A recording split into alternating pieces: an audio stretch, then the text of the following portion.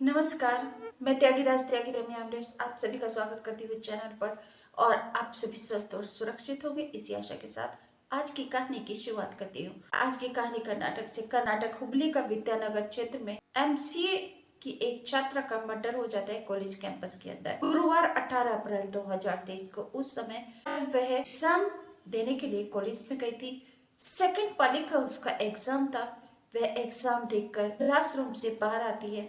बाहर आकर वह अपने मोबाइल फोन को निकालती है बैग से। अपनी माँ को वह कॉल करती है। कॉल करने के बाद जैसे वह फोन रखने लगती है तो सामने एक युवक आता है। वह नेहा को रोकने लगता है। नेहा बड़ी तेज आवाज में चीख कर बोलती है ना, लेकिन बाकी स्टूडेंट्स तो आसपास थोड़ा दूर थे। उन्होंने आवाज तो ये सुनी लेकिन वह समझ नहीं पाए कि मैटर क्या है। बच के थोड़ा सा जाने लगते हैं वह, तो वही युवक उसको आगे बढ़कर रोकने लगता है। जैसे उसने फिर से कहा ना, तो वह युवक उसके ऊपर ताबड़तोड़ कर देता है, उसको घायल कर देता है। अब सब लोग समझ गए कि मैटर क्या है। नेहा के ऊपर हमला करके युवक भाग जाता है, लेकिन तब तक सब लोग समझ गए थे मैटर क्या है और वह साइड से आगे भाग कर निकल जाते हैं और उस युवक को, हमलावर को पकड़ लेते हैं। पुलिस को बुलाते हैं और उस आरोपी को गिरफ्तार कर लेती है। इधर जो नेहा छात्रा थी वह घायल पड़ी हुई थी। उसे बाकी के लोग उठाते हैं और हॉस्पिटल में लेकर जाते हैं। हॉस्पिटल कॉलेज से लगभग 2-2.5 किलोमीटर की दूरी पर ही होगा। हॉस्पिटल में लेकर जाते हैं, लेकिन दुर्भाग्यवश जब वहां पर उसकी सांसें चल रही थी वह जीवित थी। लेकिन जैसे ही डॉक्टर उसको आईसीयू में लेकर जाते हैं, एडमिट करते हैं, तो डॉक्टर उसे डेड डिक्लेयर कर देते हैं। माता पिता के लिए यह बहुत दुखदायी पल था। एक मार्मिक पल था, बहुत ही मार्मिक पल था। हर एक जो भी देख रहा था, जो भी सुन रहा था, वह सभी दुख था। सबकी आंखों में आंसू थे। जब सब लोग ये जानने की कोशिश करते हैं कि ये लड़की कौन है और उसकी जांच पड़ताल की जाती है, तो पता चलता है कि उसका नाम नेहा है और एमसीए का एग्जाम था उसका। आज सेकेंड पाली में एग्जाम देकर वह बाहर निकली थी कॉलेज से। और जब उसके ऊपर हमला किया गया तो लगभग 4:15 4:30 के आसपास का समय था, क्योंकि वह 4 बजे के बाद क्लासरूम से बाहर निकली। अब उसके माता पिता को खबर दी जाती है, सब लोग आ जाते हैं। क्या कर सकते थे वो भी, क्योंकि उनकी लाडली बेटी को किसी सिरफिरे ने मौत के घाट उतार दिया था। हाहाकार मच जाती है। इधर शुक्रवार 19 अप्रैल 2024 को पूरे हुबली जिले में लोग जो है सड़कों पर आ जाते हैं, घर से बाहर निकलते हैं और आंदोलन करना शुरू कर देते हैं। उनकी मांग होती है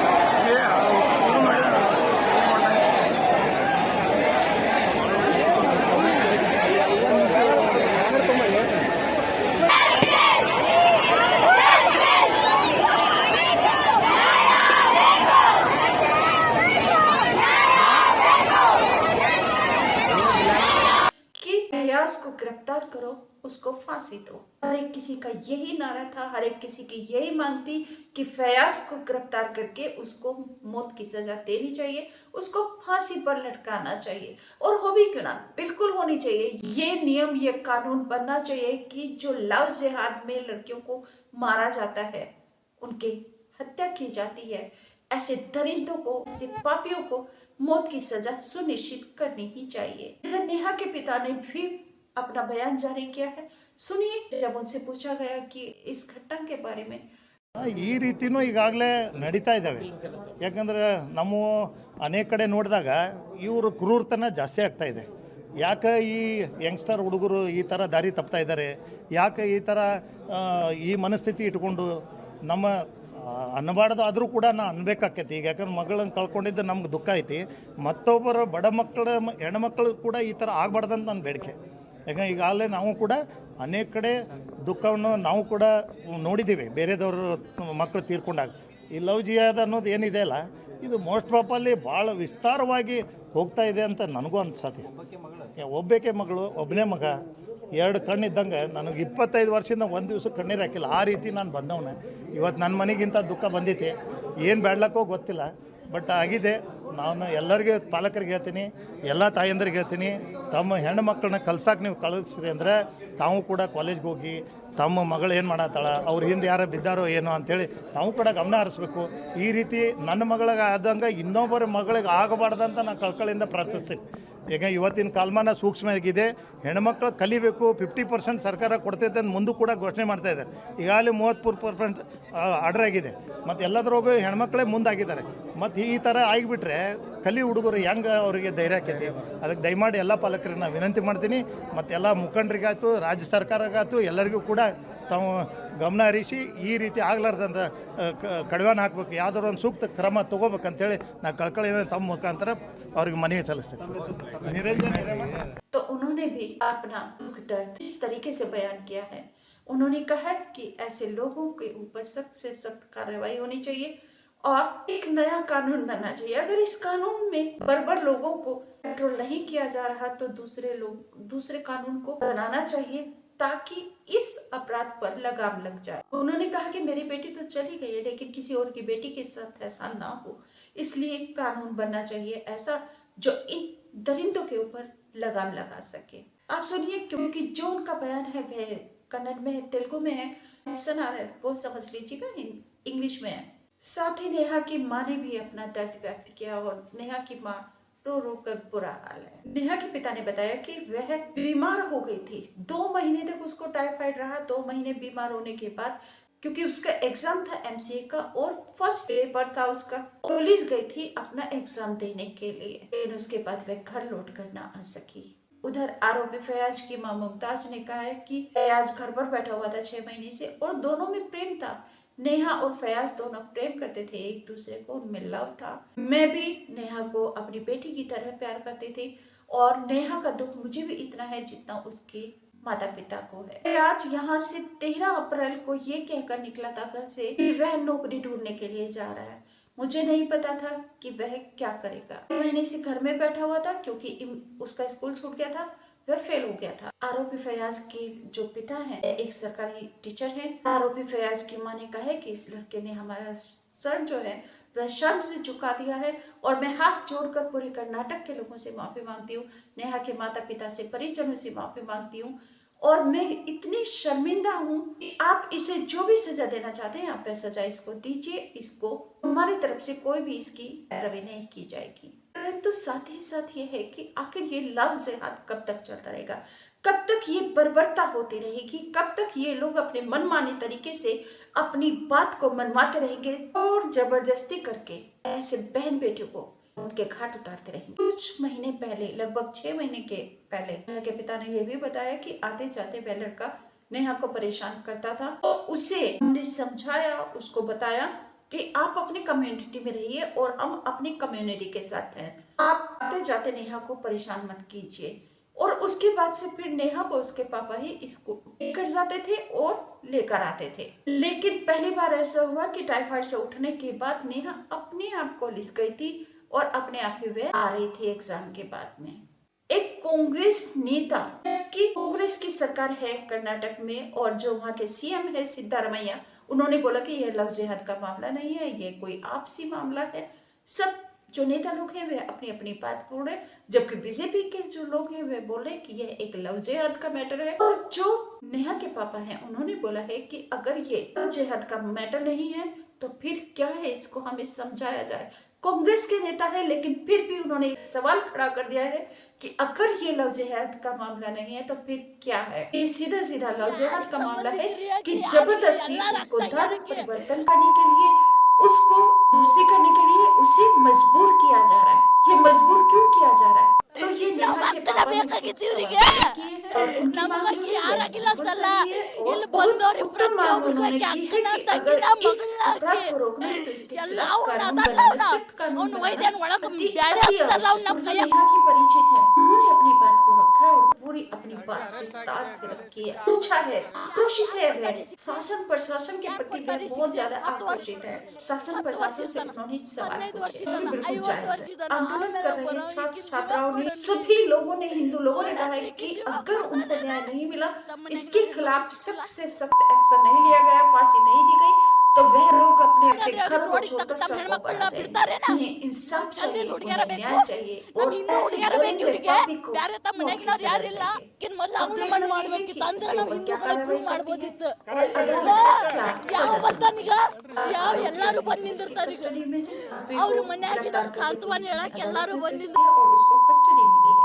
अभी तो यही जानना है कि उसने ऐसा किया क्यों। ಕೊಡ್ತಾರೆ ಅವ್ರ ಮಗಳನ್ನ नेहा के पापा की भी यही ನಮ್ಮ मांग है, ಅಕ್ಕನ್ ಕೊಡ್ತಾರೆ फैजान से ನಮ್ಮ ये ತಂಗಿ पूछा ಕೊಡ್ತಾರೆ जाए ಅವ್ರ ಮಕ್ಕ कि उसने ಕೊಡ್ತಾರೆ ऐसा क्यों ಸಾಧ್ಯ किया। ಇಲ್ಲದು इसके ಅವರು साथ ही ತಮ್ಮ एक ಹೆಣ್ಮಕ್ಳನ್ನ वीडियो और ಒಳಗ್ देखिए, ತಿಂದ आपको ಮುಚ್ಚಿರ್ತಾರೆ एक और ಎಲ್ಲ बेटा ಎಲ್ಲ दिखा रही हूँ ಮುಚ್ಚಿ लर्जे यार ಅವ್ರಿಗೆ ನಮ್ಮ ಹೆಣ್ಮಕ್ಳ ಕಣ್ ಕಾಣ್ತಾರ ಯಾರು ಮಾಡಕ್ ಸಾಧ್ಯ ಇಲ್ರಿ ಮುಗಿದ್ರೆ ಹಂಗಿದ್ ಮಣ್ಣ ಜೊತೆ ಅದ ಟಾಪಿಕ್ ಮುಚ್ಚಿ ಹಾಕ್ತಾರ ತಮ್ಮ ಇಲೆಕ್ಷನ್ ಬಂತು ತಮ್ದೇನೋ ಲಾಡ್ ಲಟ್ ಏನೇನೋ ಸುಡ್ಕಾಡ್ ಹೇಳ್ತಾರ ಅಕ್ಕಿಗಂತ್ರ ಜಸ್ಟಿಸ್ ಇದಂತ್ರ ಗೊತ್ತೈತ್ ನಮ್ಮೆಲ್ಲಾರು ಏನ್ ವೈಯಕ್ತಿಕ ಏನಕ್ಕೆ ಹುಡುಗಿ ವೈಯಕ್ತಿಕ अब अयान पठान ने ಈಕೆ ಹುಡುಗಿ ವೈಯಕ್ತಿಕ ತಗೊಂಡ್ರು शिकंजा कसना शुरू कर दिया और अब उससे वह मकान की मांग करने लगा। कहा है कि अपने निवासी मकान लेकर आओ, संपत्ति मेरे नाम कराओ, मकान मेरे नाम। लड़के ने जिसके लिए बिल्कुल मना कर दिया तो लड़की को इतनी बर्बरता से उसके साथ मारपीट की गई, प्लास्टिक के पाइप से पीटा गया तो उसकी चोट के निशान हैं उसके फेस पर और उसके प्राइवेट पार्ट में मिर्ची उसने फेंकी झोंकी हैं। लड़की हॉस्पिटल में एडमिट है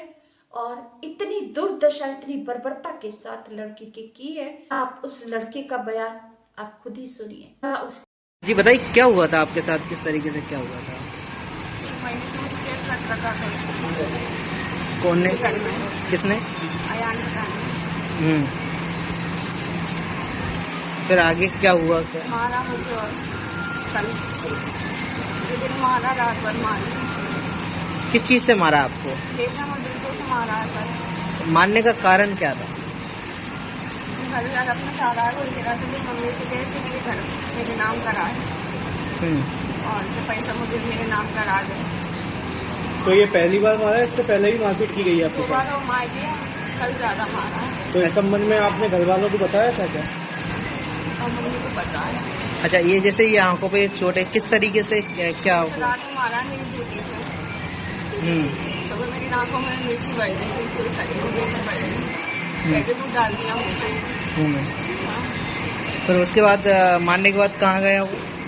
पहली रात में घर पे सो रहा था, मैं तो सुबह बच के आई 5 बजे थाने तब मैंने FIR करवा दी। के ऊपर अत्याचार और उसको यातनाएं दी गई हैं और उसके बावजूद भी आप लोग नहीं सुधरते। है मानवता के नाते सबको जीना है, सबको आगे बढ़ना है, लेकिन कुछ चीजें होती हैं, हर एक उस दायरे में रहना चाहिए। अपना दायरा आपको समझ आना चाहिए। अपने दायरे में आप रहेंगे तो सुरक्षित रहेंगे, सुख से रहेंगे। हमने जाना कि आंदोलन भी हुआ है, सड़कों पर लोग निकले हैं, छात्र छात्राएं निकली, फांसी की मांग की है, माता पिता का रो रो कर बुरा हाल है। जब नेहा की अंत्येष्टि की गई तो बहुत ही मार्मिक दृश्य था। देखिए, हृदय विदारक घटना।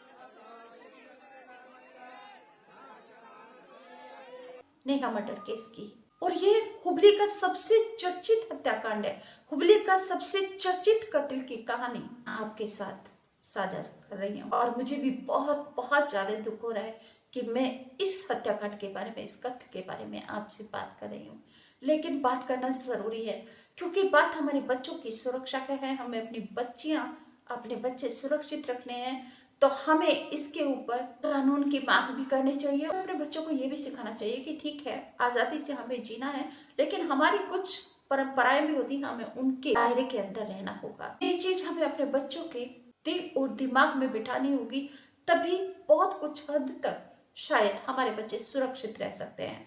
तो मुद्दा हमारे बच्चों की सुरक्षा का है, मुद्दा किसी भी अपराध को करने वालों को कैसे रोके, मुद्दा ये है कि दबाव क्यों बनाया जाता है हिंदू बच्चे बच्चियों के ऊपर। मुद्दा ये है कि जबरदस्ती दबाव बनाया जाता है, जबरदस्ती नाम बदलकर, काम बदलकर, वेश बदलकर ये सब खेल क्यों खेला जाता है। इसे रोकिए और ऐसे अपराधियों के लिए सीधा सीधा फांसी की सजा सुनिश्चित कीजिए। आपसे निवेदन करती हूँ कि चैनल सब्सक्राइब नहीं किया तो प्लीज जल्दी से चैनल को सब्सक्राइब करके घंटे को दबा दीजिए, ऑल पर सेलेक्ट करके परिवार का सदस्य बन जाइए। वीडियो को लाइक करके शेयर भी जरूर कर दीजिएगा और कमेंट करके ये जरूर बताइए कि क्या आप ऐसे अपराधियों के लिए फांसी का कानून चाहते हैं या नहीं। नमस्कार, थैंक यू।